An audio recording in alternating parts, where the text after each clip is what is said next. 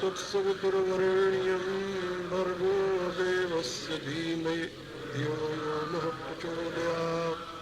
ॐ विश्वानुदेव सवितुर्दुरितानि परासु यद्भद्रं तन्मयासु। ॐ यस्मिन् सर्वं यतो सर्वं यः सर्वं सर्वतश्च यश्च सर्वमयो नित्यं तस्मै सर्वात्मने नमः। तस्मै सर्वात्मने नमः। तस्मै सर्वात्मने नमः।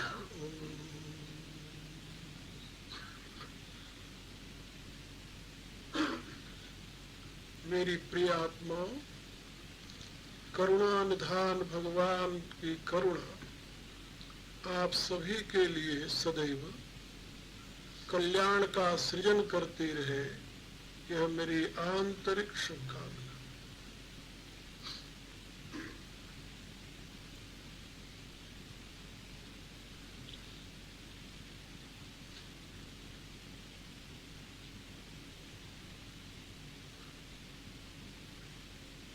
जीव और जगदीश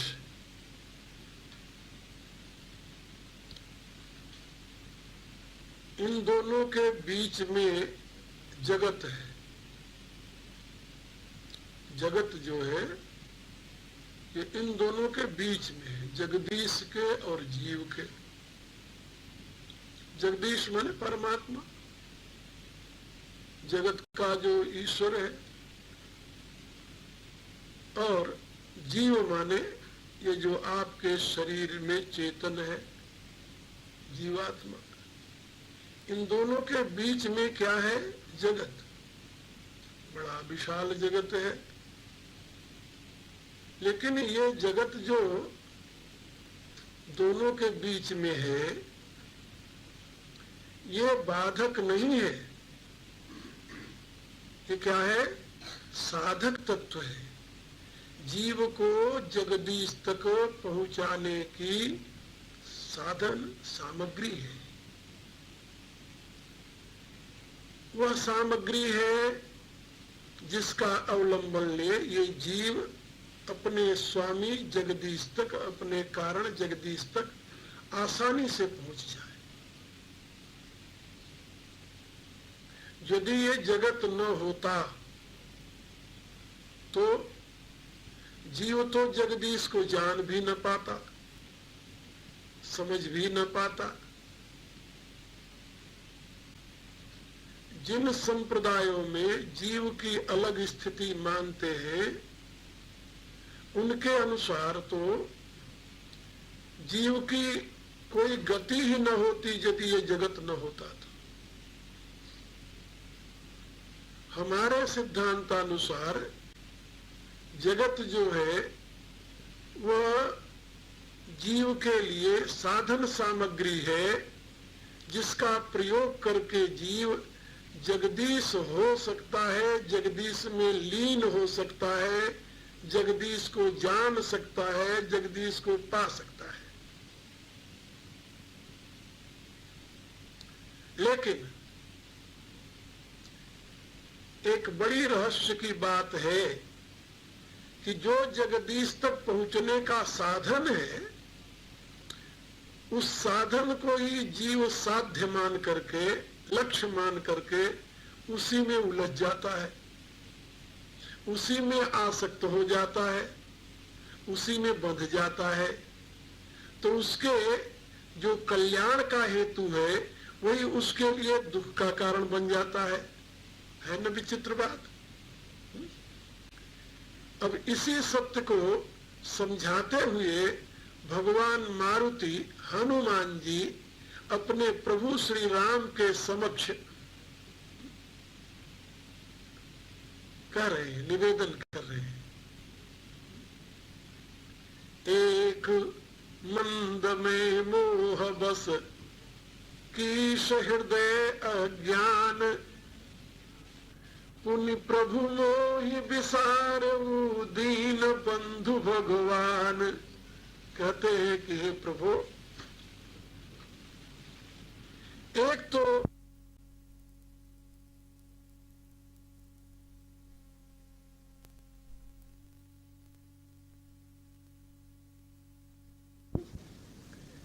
अब इसी सत्य को समझाते हुए भगवान मारुति हनुमान जी अपने प्रभु श्री राम के समक्ष कर रहे हैं, निवेदन कर रहे हैं। एक मंद में मोह बस कीश हृदय अज्ञान, पुनि प्रभु मोहि विसारऊ दीन बंधु भगवान। कहते हैं कि हे प्रभु, एक तो मैं मंद बुद्धि का, और दूसरा मोह के वशीभूत हो गया हूं। यहां पर हनुमान जी अपने लिए नहीं कह रहे हैं, ये बात याद रखना, क्योंकि हनुमान जी तो कभी मंद बुद्धि के हुए ही नहीं और न तो उनको कभी मोह हुआ। ये जीवों की स्थिति बता रहे हैं। आगे कहेंगे नाथ जीव तो माया हुआ। ये जीवों की स्थिति बता रहे हैं। जीवों के लिए आदर्श प्रस्तुत करते हुए भगवान मारुति कहते हैं कि एक तो ये जीव मंद बुद्धि का है, छोटी बुद्धि रखता है, क्योंकि उस विराट की जो समष्टि बुद्धि है, उस बुद्धि से जैसे प्रज्वलित अग्नि के ढेर से चिनगारी निकलती है ना, चिनगारी जानते ना, क्या कहते तुम्हें? चिनगारी कहते हैं। हाँ हो, वहीं से आई है जहां समाई है। तो चिनगारी निकलवे तो और क्या कहवे। तो चिनगारी जैसे ढेर अग्नि से चिनगारी निकलती है ना, ऐसे ही कॉस्मिक चित्त जो है, कॉस्मिक बुद्धि जो है, विराट की जो बुद्धि है, उससे चिनगारी के समान ये जीव की बुद्धि निकलती है।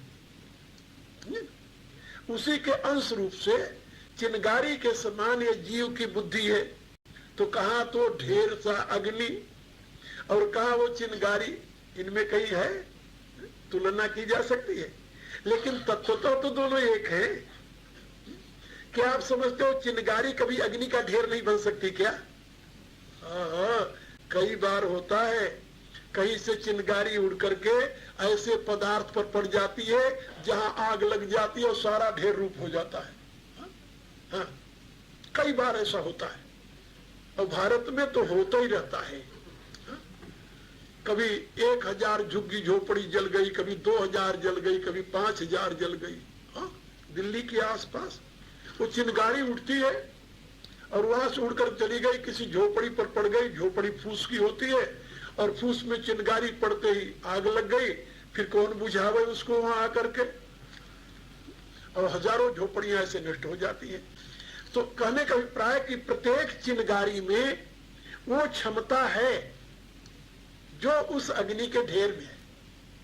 क्वालिटी है सेम, क्वांटिटी में ही तो अंतर है ना। There is no differences between quality, but differences are between quantity. और क्वांटिटी किसकी? ईंधन की।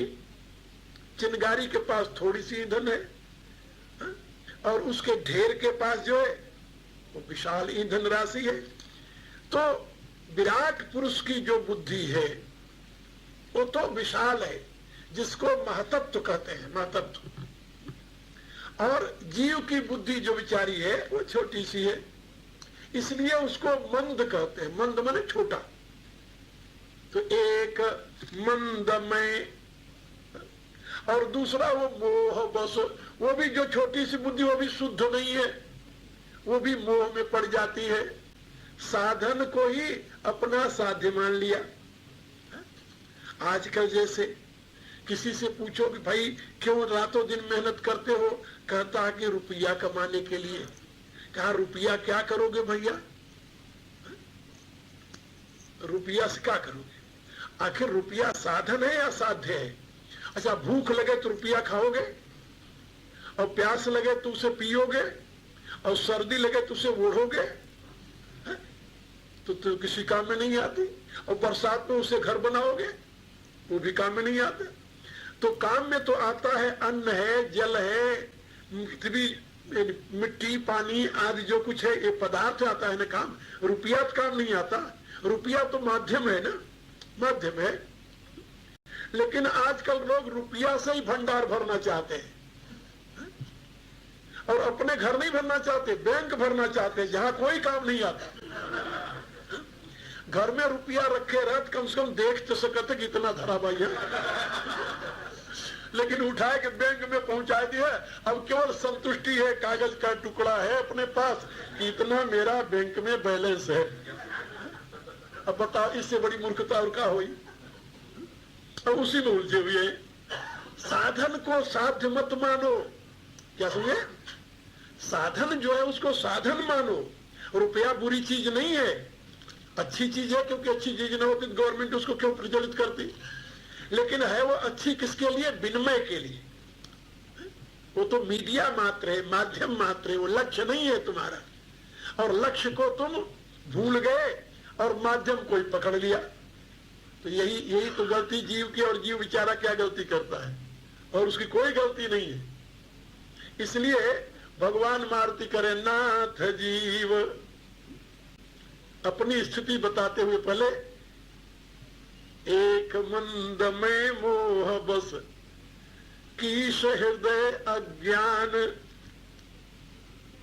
और पुनि प्रभु मोहि विसारे दीन बंधु भगवान। कहा जो जीव बेचारा इस जगत में उलझ गया, साधन में ही उलझ गया, तो उसका उद्धार कैसे होगा? कहा वो करुणा करे तब। कौन? जगदीश।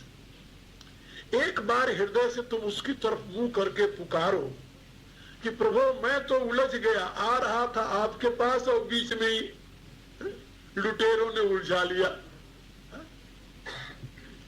ये जो उलझाए हुए हैं ये भी आपके ही बनाए हुए हैं, हमने तो इसमें किसी को नहीं बनाया। तो भगवान को यदि तुम पुकारोगे तो वो तुम्हारी संभाल करेगा। और यदि वो तुम्हें न भूले, तुम उसे भले भूल जाओ, वो यदि तुम्हें न भूले तो तुम्हारे कल्याण में कहीं भी व्यवधान नहीं आएगा। इसलिए कहते हैं कि प्रभु मैं तो उलझ गया, मैं तो उलझ गया, लेकिन आप क्यों मुझे भूल गए? पुनि प्रभु मोहि विसारे, आप मुझे भूल गए। दीन बंधु भगवान, तो आप तो दीन बंधु हो ना, तो आपका ये दीन बंधु नाम उचित नहीं लगेगा। फिर हनुमान जी ने एक जगह और कहा है, जब वो लंका से लौट करके आए, सुंदरकांड में चौपाई आती है, लंका से लौट करके आए तो सीता माता की व्यथा देख करके आए थे। तो भगवान राम पूछने लगे कि बताओ हनुमान सीता कैसे है? तो हनुमान जी ने कहा कि प्रभु मैं क्या बताऊं, माता जी कैसे है? सीता की अति विपत्ति विशाला, सीता की विपत्ति महान है, बहुत विशाल है, बहुत बड़ी विपत्ति है।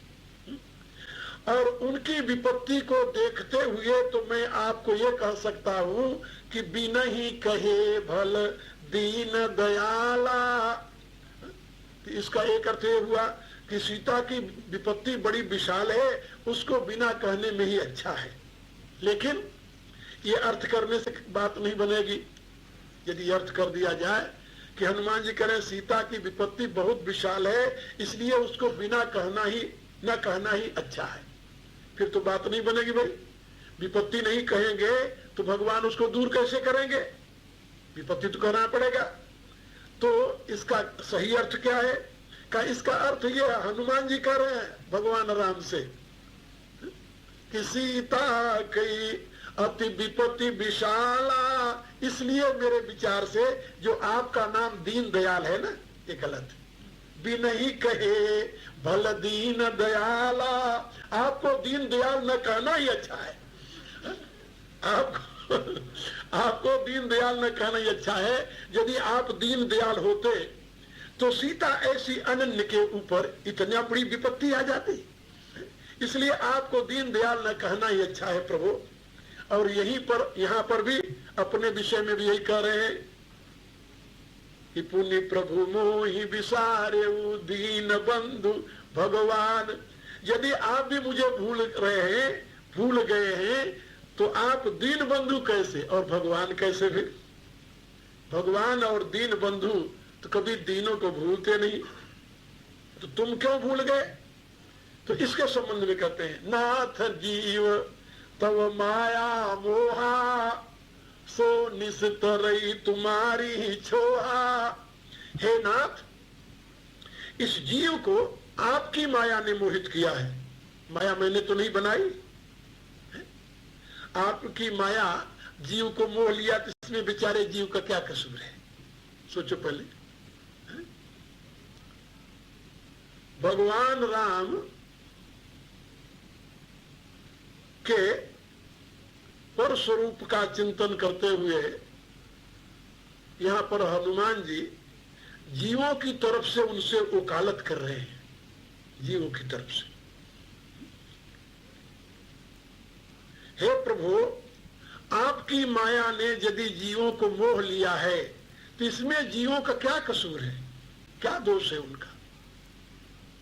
क्योंकि आपकी माया से लड़ना, आपकी माया का सामना करना, आपकी माया को जीतना, भला बेचारे दो पूरे जीवों के बस में कैसे हो सकता है? उनके बूते की बात कैसे हो सकती है?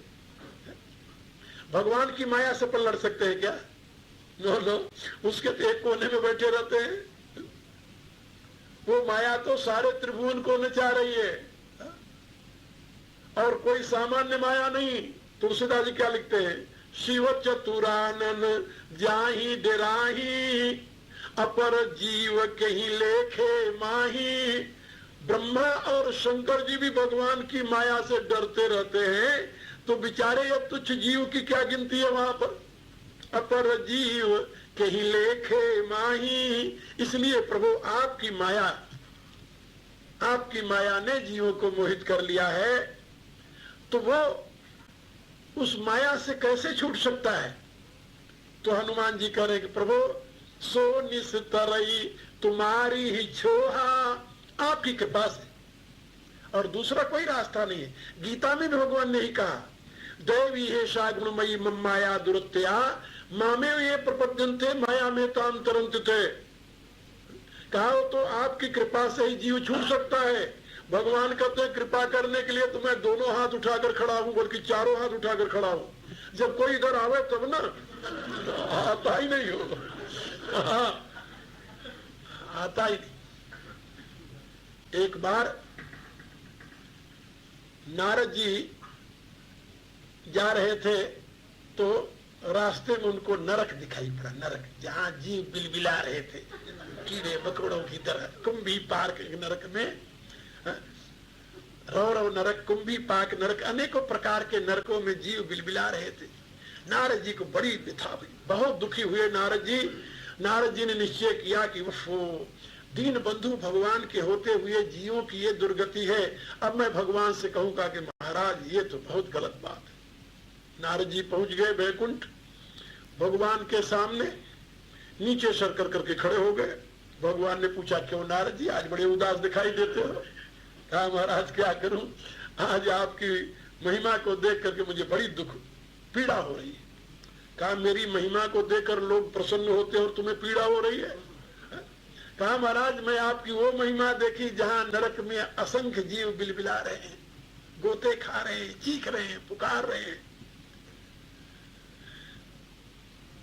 भगवान ने कहा फिर तुम्हारी क्या राय है? कहा महाराज आप दीन बंधु हैं, कृपा सिंधु हैं, आप सामर्थ्यशाली हैं, आप इस नरक को समाप्त कर दें। कहा फिर क्या करें? कहा स्वर्ग बना दीजिए। कहा कोई वहां आने के लिए तैयार है? वहां कोई आना ही नहीं चाहता। भगवान ने कहा कि कोई नहीं आना चाहता स्वर्ग में। नारद ने कहा महाराज ऐसे कैसे हो सकता है? भगवान ने कहा कि मैं तुम्हें छूट देता हूं, यदि तुम जाकर मृतलोक से एक आदमी भी स्वर्ग के लिए ले आओ तो मैं सारे नरक को समाप्त कर दूंगा। ये कथा जो मैं आपको सुना रहा हूं ये पुराण की है, याद रखना। अब नारद जी मृतलोक में आए, बड़े खुश हुए कि भगवान ने मेरी प्रार्थना स्वीकार कर ली है। यदि मैं एक कहे, एक के क्या, मैं तो 1000 आदमी ले आऊंगा स्वर्ग में और भगवान से कहूंगा कि नरक समाप्त कर दो। बड़े खुश हुए। आए मृतलोक में। सबसे पहले कोई आदमी जा रहा था, देखा उसे, कहा भैया जरा रुक जाओ। कहा क्या है? कहा स्वर्ग जाओगे? कहा स्वर्ग जाए तो और बाप भाई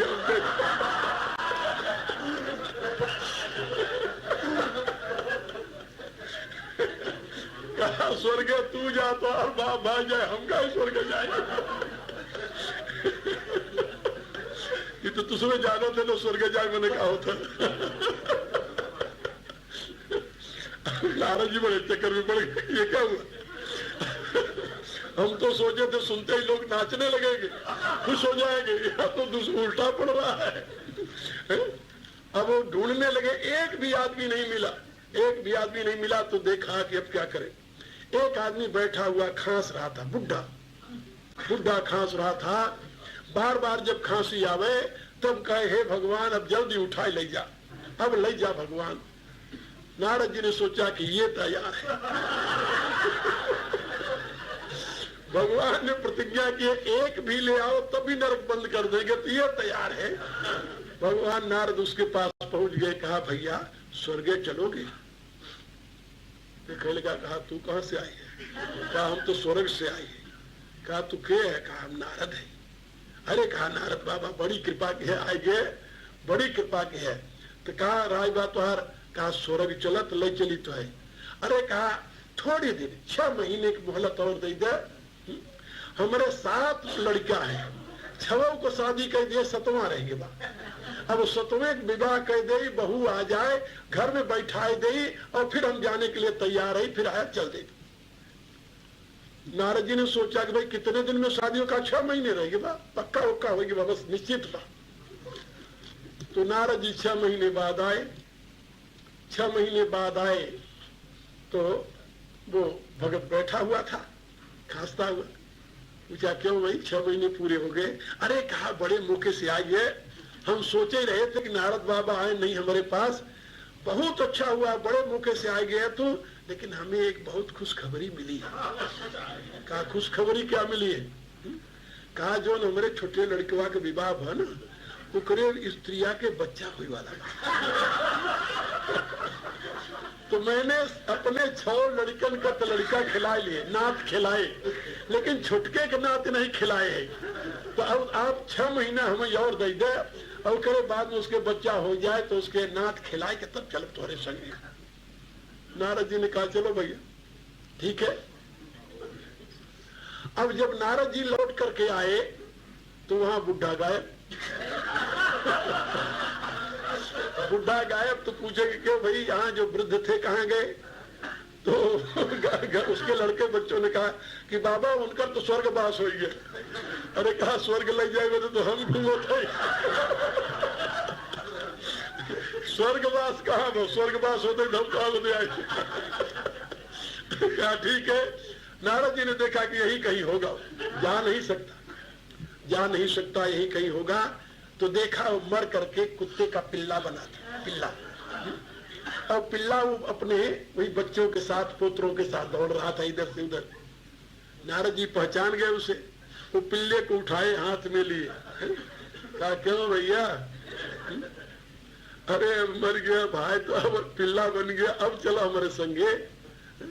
कहने लगे देख रहे हो हमारे सारे पोतरे दौड़ रहे हैं, अभी वो जो छुटका सोया हुआ बा खटोले में, जब वो दौड़ने लगे ना उसके साथ दौड़ के तब चलो तुम्हारे संगे।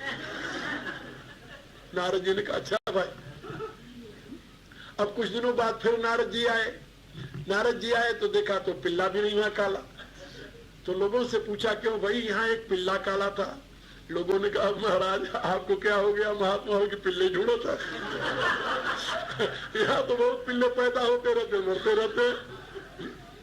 नारद जी ने देखा कि यही कहीं होगा, वो जा नहीं सकता। अब देखा जानते हो कहाँ था? वो जहाँ बर्तन वर्तन मल के फेंकत रहे वहां गंदे कीड़ा बना हुआ था, वहां बिल बिला रहा था, ऐसे नाच रहा। नारद जी ने जाके पूछा, कहा कब बताओ अब का हाल बा, अब चलबे कि नहीं स्वर्ग? वो क्या कहता जानते हो?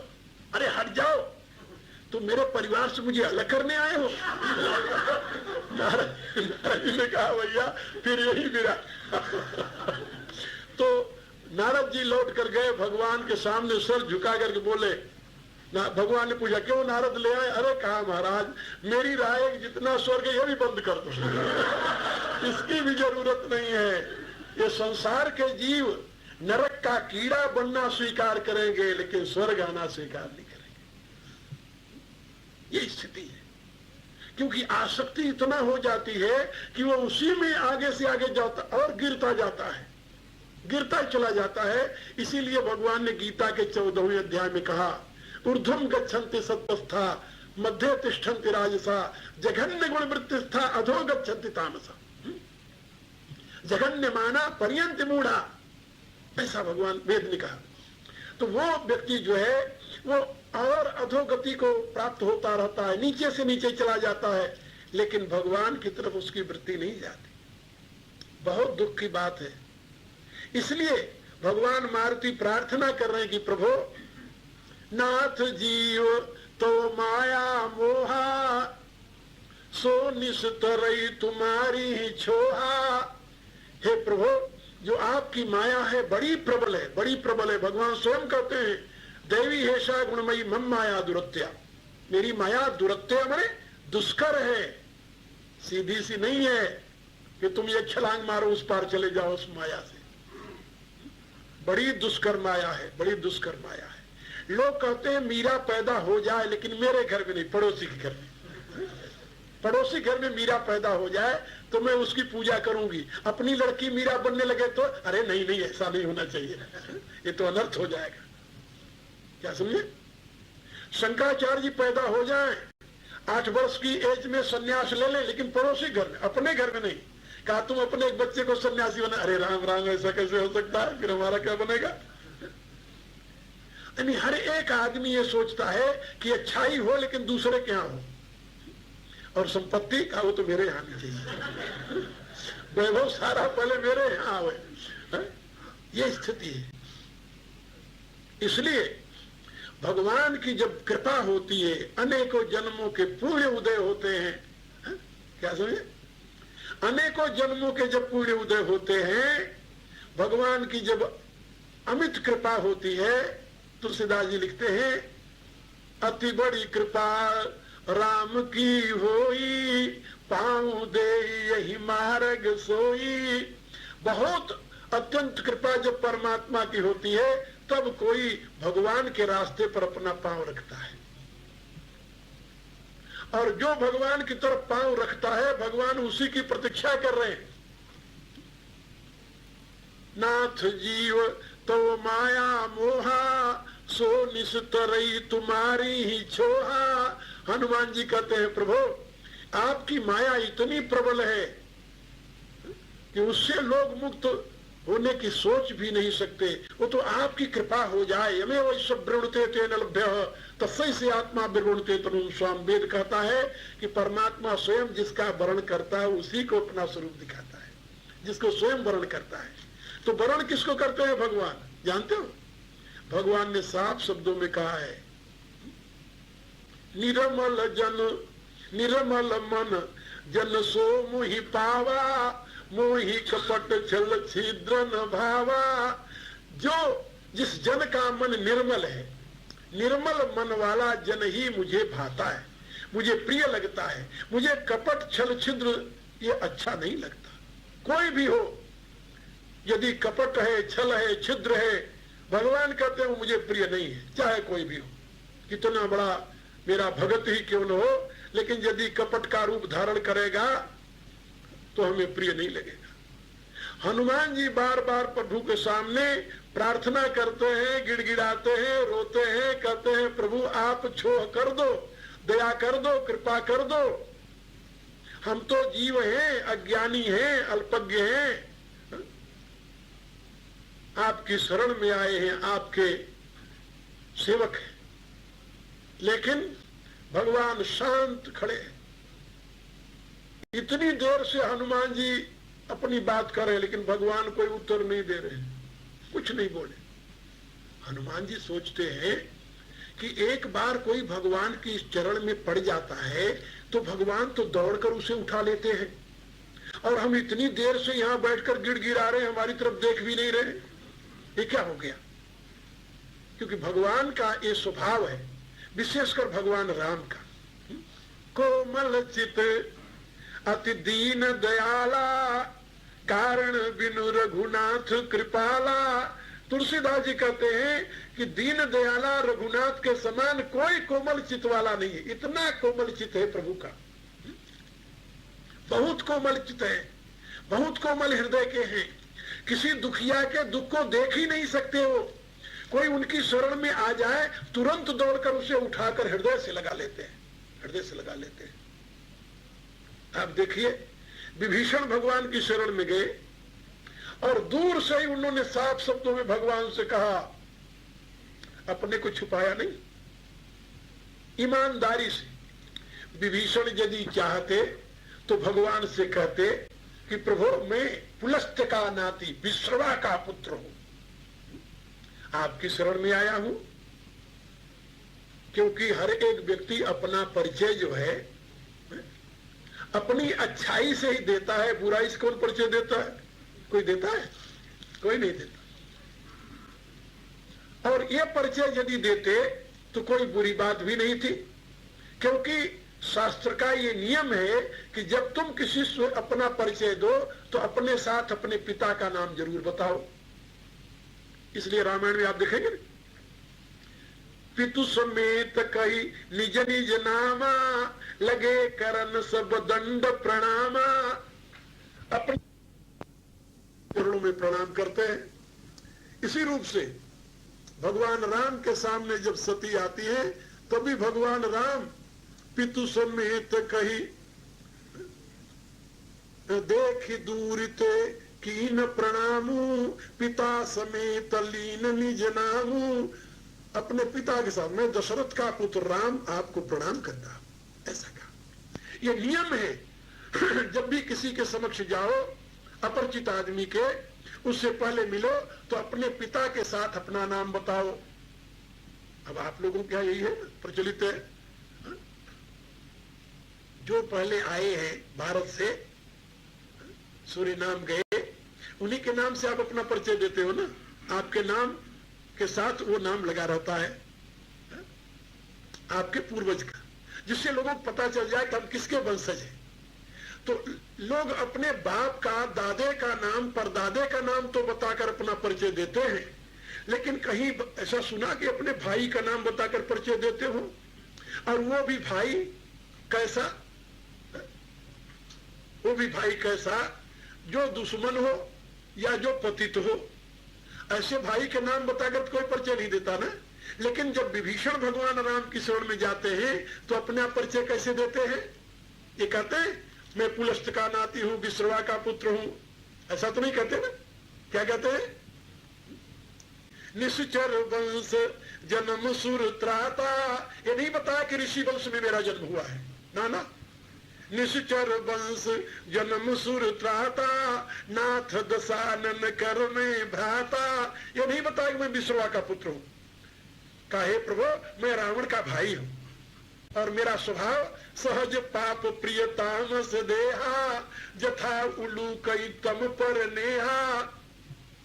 कहा मुझे तो सहज रूप में पाप ही प्रिय है, क्योंकि हमारा शरीर तमोगुणी है।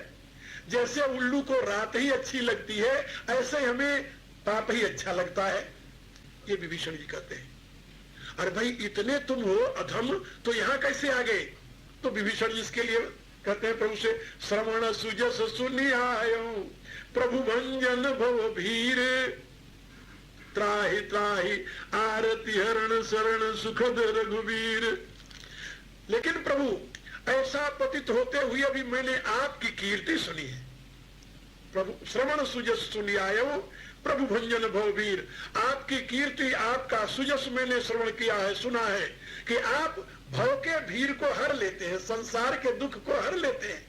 इसलिए त्राहि त्राहि आरती हरण, हे आरती हरण करने वाले प्रभु, त्राहि माम, रक्षा कीजिए, रक्षा कीजिए।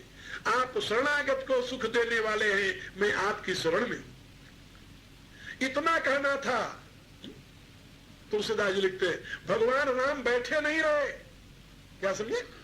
बैठे नहीं रहे भगवान राम। उनकी बात सुनते ही तुरंत उठकर खड़े हो गए। और खड़े ही नहीं हुए, बल्कि भुज विशाल गही हृदय लगावा। जहां विभीषण गिर रहे थे, भगवान ने अपनी बाह और लंबी कर दी, गिरने नहीं दिया, वहीं से उठाकर उनको हृदय से लगा लिया। भुज विशाल गई हृदय लगावा, अनुज सहित मिल डिग बैठावा। और लक्ष्मण के साथ मिलकर के अपने बगल में बैठा लिया, और बगल में बैठाकर तुरंत कहा, कहु लंकेश सहित परिवारा। मेरे कहने का अभिप्राय कि भगवान के सामने यदि कोई दंडवत करता है, प्रणाम करता है, तो भगवान उसे दौड़ करके उठा लेते हैं। ऐसे ही आप देखें, निषाद को उठाया। जहां भी कहीं आपको मिलेगा कोई प्रमाण, सब जगह यही प्रमाण मिलेगा कि जो प्रभु के सामने दंडवत प्रणाम करता है, प्रभु दौड़कर उसे उठाकर हृदय से लगा लेते हैं। लेकिन हनुमान जी बेचारे इतने देर से प्रणाम किए सोए हुए हैं और अपनी दुखद कहानी सुना रहे हैं सारी, और भगवान उनको उठा ही नहीं रहे हैं। और हनुमान जी ने भी नियम लिया है कि जब तक नहीं उठाओगे हम उठेंगे नहीं, पड़े रहेंगे। अब हनुमान जी सोच रहे हैं कि प्रभु मुझे उठा क्यों नहीं रहे, स्वीकार क्यों नहीं कर रहे। अब वकालत करते हैं जीवों की, जैसे नाथ जीव तो माया मोहा, सो निस्तरई तुम्हारी ही छोहा। हे नाथ, जीव को आपकी माया ने मोह लिया है, वह तो आपकी कृपा से ही उससे पार हो सकता है, दूसरा कोई उपाय नहीं है जीव के पार होने का। और तापर में रघुवीर दुहाई, जानऊ नहीं कछु भजन उपाई। फिर भी मैं रघुनाथ जी की दुहाई देकर कहता हूं कि मैं तो स्वयं में न कोई भजन जानता हूं, न तो उसका साधन जानता, कोई उपाय नहीं जानता प्रभु। अब ये कहा तो भी भगवान नहीं उठाए। अस कही परे चरण अकुलाई, अब व्याकुल हो गए, सहा नहीं गया, इतनी उपेक्षा प्रभु। अस कही परे चरण अकुलाई, जब व्याकुल होकर के प्रभु के चरणों में दोबारा गिर गए, तो उस समय क्या हुआ, निज तनु प्रगट प्रीति उर्छाई, और प्रेम से हृदय भर गया, और उनका अपना स्वरूप जो था वो प्रकट हो गया। अपना स्वरूप जो था, अभी तो नकली स्वरूप बनाकर आए थे ना। और भगवान का ये व्रत है कि निर्मल मन जन सो मोहि पावा, मोहि कपट छल छिद्र न भावा। निर्मल जन ही हमें अच्छा लगता है, चाहे तुम जान करके कपट का रूप बनाओ, चाहे अनजान में कपट का रूप बनाओ, कपट का रूप हमें अच्छा नहीं लगता। भगवान कहते हैं मोहि कपट छल छिद्र न भावा, कपट छल और छिद्र मुझे प्रिय नहीं है। भगवान मारुति ने केवल सुग्रीव के कहने पर धरी बट रूप देखते जाई, तो अपना नकली रूप बना करके भगवान के सामने आकर खड़े हो गए थे, और उसी रूप से उनके चरणों में गिर गए, उसी रूप से बार बार प्रार्थना करने लगे। अब भगवान भी प्रतीक्षा कर रहे हैं कि कब इसका नकली रूप हटे और असली रूप खुले, और मैं दौड़कर इसे हृदय से लगा लूं। जितना संताप भगवान मारुति को है, हनुमान जी को है, उससे कम पीड़ा भगवान को नहीं हो रही है कि भक्त नीचे खड़ा पड़ा हुआ है, रो रहा है, प्रार्थना कर रहा है। भगवान चाहते हुए भी उसको हृदय से नहीं लगा रहे हैं। क्यों नहीं लगा रहे? इसलिए कि भक्त इस समय नकली रूप में है, रूप नकली है, बाकी तो सब असली। बात असली कह रहा है, रूप नकली है। याद रखो, यदि आप बात सही असली कहो लेकिन रूप नकली बनाए रहोगे तब भी गड़बड़ है, भगवान नहीं अपनाएंगे। इसलिए रूप भी असली हो और बात भी असली कहो, तब तुम बनोगे महात्मा। और यदि बात दूसरी कहते हो और रूप दूसरा है, तब तुम महात्मा नहीं, भगवान तुम्हें हृदय से नहीं लगाएंगे। जिस समय हनुमान जी व्याकुल हो गए, अस कई परे चरण अकुलाई, व्याकुल होकर उनके चरणों में गिर गए दोबारा, तब निज तनु प्रगट प्रीति उर्छाई, उसमें उनका असली रूप प्रकट हो गया, हनुमान के रूप में प्रकट हो गए वो। जब हनुमान के रूप में प्रकट हो गए और प्रेम से हृदय गदगद हो गया, तुलसीदास लिखते तब रघुपति उठाई उर लावा, तब तुरंत एट वंस जो हनुमान जी का असली रूप प्रकट हुआ, तुरंत भगवान तो प्रतीक्षा कर रहे थे। भगवान प्रतीक्षा करता रहता कि ये जीव असली रूप में मेरे शरण में आ जाए, असली रूप में। लेकिन अपन तो नकली रूप को ही पसंद करते हैं, उसी को संवारते सिंगारते रहते हैं, और 10 बार पता नहीं क्या क्या पोतते रहते हैं कि देखो मुखौटा सजाने के लिए। इस नकली रूप को कितना अपन संवारते सजाते रहते, देखो अच्छा लगा कि नहीं लगा। भाई भगवान नकली रूप पर तुम्हारे नहीं फिदा होने वाला, चाहे वो कितना सुंदर क्यों न हो। असली रूप जो तुम्हारा है उसी पर भगवान मुग्ध होंगे। तो अब तुलसीदास जी क्या लिखते हैं, तब रघुपति, जब और तब, एट वंस जो हनुमान जी ने अपना नकली रूप बदला, असली रूप में आए, तुरंत तब रघुपति उठाई उर लावा, तुरंत भगवान राम उठा करके हृदय से लगा लिए। यही तो हनुमान जी चाहते थे। और हृदय से ही नहीं लगाए, बल्कि अब तक जो पड़े पड़े रह करके उनके हृदय में जलन हो रही थी कि भगवान मुझे नहीं उठा रहे, भगवान मुझे नहीं अपना रहे हैं, उस संताप को निज लोचन जल सींच जुड़ावा, भगवान रोने लगे भगवान। और रो करके हृदय से लगाकर गदगद होकर रोते हुए अपने नेत्रों के जल से उनके हृदय को ठंडा कर दिया, हनुमान जी के हृदय को ठंडा कर दिया। जब हनुमान जी के शरीर के ऊपर भगवान के आंसू गिरे, प्यार के स्नेह के आंसू गिरे, तो उनका कलेजा ठंडा हो गया कि भगवान ने मुझे छोड़ा नहीं है, मेरी ही भूल रही होगी, मेरी ही गलती रही। उनको याद आ गया कि मैं तो नकली रूप में था, तो भगवान मुझे कैसे उठाते। अब भगवान ने हृदय से लगा लिया जब हनुमान जी को, तो वहां पर भगवान ने 2 बातें कही है, बहुत महत्व की बातें। इससे बड़ी बात और कोई कुछ नहीं कर सकता साधक के लिए, और ये सिद्धांत की बात है, सिद्धांत की बात है। और आप लोगों को तो ये पता है कि हम विशेष रूप से जिस मार्ग के अनुयायी हैं, उस मार्ग के आदर्श भगवान मारुति है। जो कोई भारत में जाकर देखे तो हमारे आश्रम में वहां पर 41 फुट ऊंचे हनुमान जी विराजमान है, आशीर्वाद देते हैं। 41 फुट ऊंची मूर्ति, और तो मंदिर बन गया है उसके ऊपर, बड़ा सुंदर सा, देख करके तबीयत खुश हो जाती है। हमारे वही आराध्य हैं, वही आदर्श हैं, और उन्हीं के बताए हुए सिद्धांत पर हम लोग चलते हैं। उनसे बढ़ करके और आदर्श पुरुष मनुष्य के लिए कोई दूसरा नहीं हो सकता। उनका जो सिद्धांत है हनुमान जी का, वही हमारा सिद्धांत है। उसमें क्या है, जगत मिथ्या नहीं है, जगत तो अपने परमेश्वर की विभूति है। हनुमान जी भगवान राम के उपदेश को हृदयंगम करके अपने सिद्धांत को व्यक्त करते हुए प्रभु से कहते हैं, देह दृष्टिया तो दासो, शरीर की दृष्टि से मैं आपका दास हूं। देह दृष्टिया तो दासो हम, शरीर की दृष्टि से प्रभु मैं आपका दास हूं, और जीव दृष्टिया त्वदंश का, और जीव की दृष्टि से, बुद्धि की दृष्टि से मैं आपका अंश हूं। आप विराट बुद्धि के धनी हैं और मैं उसकी चिनगारी जो निकली है उसका धनी हूं। जीव दृष्टिया त्वदंश का, और तत्व दृष्टिया तुम्हें वो उसी, लेकिन जो तत्व की दृष्टि है प्रभु, वो जो आप है वही मैं हूं। पिता पुत्र में कोई भेद नहीं होता।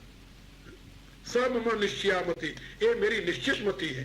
ये हनुमान जी का सिद्धांत है, और इसी सिद्धांत का हम लोग प्रचार करते हैं। शरीर प्रभु की सेवा में लगाओ, क्योंकि वो प्रकृति का कार्य है, और जीवात्मा परमात्मा का अंश है, तत्वतः परमात्मा स्वरूप है, इसलिए उस अंश को अंशी में समर्पित कर दो, बस काम बन जाएगा। कहीं व्यवधान नहीं रह जाएगा। फिर भगवान मारुति को जब भगवान राम हृदय से लगा लेते हैं, और हृदय से लगा करके अपने नेत्रों के जल से उनको शीतल करते हैं।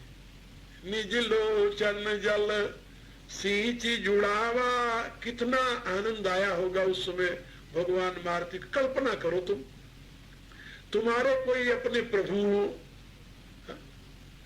जिससे तुम बहुत वर्षों बाद मिले हो, और वो उनके चरणों में गिर जाओ और बहुत देर बाद उठाकर तुम्हें अपने हृदय से लगाकर अपने आंसुओं से तुम्हारे शरीर को सराबोर कर दे, तुम्हें कितना आनंद आएगा। जरा कल्पना करो। हनुमान जी की यही स्थिति है। भगवान राम हृदय से लगा करके निज लोचन जल सींची जुड़ावा। अब उनका संताप तो दूर हो गया, लेकिन अभी भगवान तृप्त नहीं हुए। एक बात तुलसीदास जी ने लिखा है अपनी रामायण में कि मोर सुधारई सो सब भांति, जासु कृपा नहीं कृपा यघाति। कहा वो प्रभु मेरा सब प्रकार से संभाल करें, जो कृपा करते हैं तो उनकी कृपा तृप्त नहीं होती, यानी कृपा आघाती नहीं, प्रभु कृपा करते जाते हैं, उनकी कृपा की कहीं सीमा नहीं है। विनय पत्रिका में तुलसीदास जी ने लिखा है कि भगवान राम 4 बातें भूल जाते हैं, बड़े भुलक्कड़ हैं। हाँ? भगवान राम 4 बातें भूल जाते हैं। तो भगवती सीता से प्रार्थना कर रहे हैं कि मां कबहू समय सुध ध्याय भी मेरी मां तू जानकी। हे मेरी मैया सीता, कभी अवसर पाकर के मेरी याद दिला दिया करना प्रभु को। क्या याद दिलाना है? जन कहाई नाम ले उदर भरत हूं, मैं उनका दास कहला करके और उनका नाम लेकर के पेट भरता रहता हूं यहां रामदास कहा करके। लेकिन एक ही मेरी चाह है कि ये पन चातक जो प्यास प्रेम पान की, जैसे चातक स्वाति बूंद के सिवा कुछ नहीं पीता, ऐसे में प्रभु प्रेम के सिवा कुछ नहीं चाहता। उधर तो भर नहीं होता जीने के लिए तो, लेकिन चाहता कुछ नहीं, केवल उनका प्रेम चाहता। सरल प्रकृति आप जान भी करुणा निधान की। आप तो अपने करुणा निधान को खूब जानती हैं, उनके स्वभाव को भी जानती हैं आप। जानकी जी माता से कह रहे तुलसीदास जी, सरल प्रकृति आप जान भी करुणा निधान की। प्रभु का एक नाम करुणा निधान है, और मां भगवती सीता को ये नाम बहुत प्रिय है, बहुत प्रिय। जैसे हर एक स्त्री, आजकल तो बात बदल गई खैर, इसलिए कुछ कहना ही अलग है। आजकल तो स्त्रियां पति का नाम लेकर कैसे पुकारती हैं, कई तो ऐसे पुकारती जैसे नौकर को पुकारे, हाँ, और कई ऐसे पुकारती जैसे फ्रेंड हो या कोई और कोई नजदीक का हो। लेकिन प्राचीन काल में स्त्रियां अपने पति का नाम नहीं लेती थी, तो उनका कोई नाम रख लेती थी, कोई नाम रख लेती थी, उस नाम से अपने पति को पुकारा करती थी।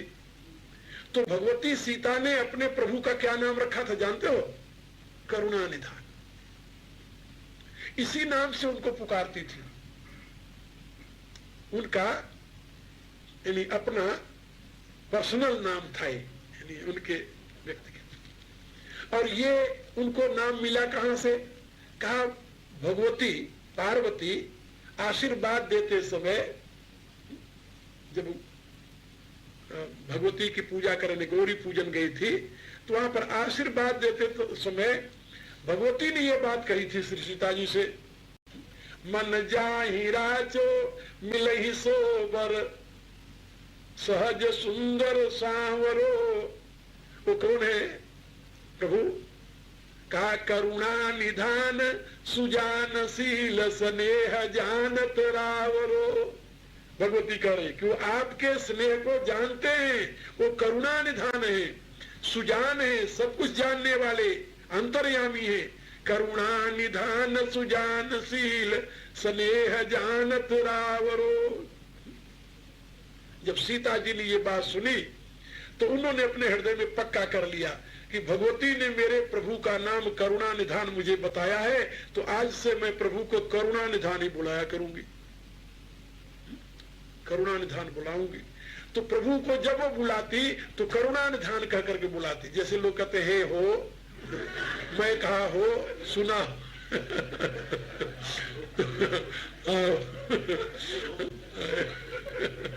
तो भगवती कहती करुणा निधान। अब हनुमान जी को जब भगवान राम भेजने लगे मुद्रिका दे करके, तो हनुमान जी ने कहा प्रभु, माँ जब मुझसे पूछेगी कि भाई तुम राम के अनन्य भक्त हो कि नहीं हो,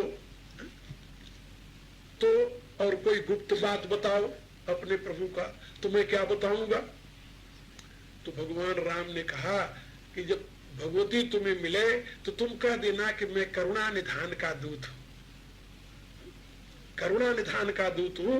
बस करुणा निधान सुनते वो जान जाएगी कि सही में तुम मेरा दूत हो, क्योंकि वो उसका दिया हुआ नाम है मेरे लिए, करुणा निधान। तो हनुमान जी जब गए, मुद्रिका गिरा दिया, तो सीता जी पूछने लगी कि नरबानर संग कहू कैसे, अनेकों प्रश्न किया, नरबानर का साथ कैसे हो गया, तुम कैसे कहते हो कि मैं आपके लिए मुद्रिका लाया हूं। तो वहां पर हनुमान जी ने वही भगवान ने जो राम ने सिखाया था वो कह दिया, राम दूत मैं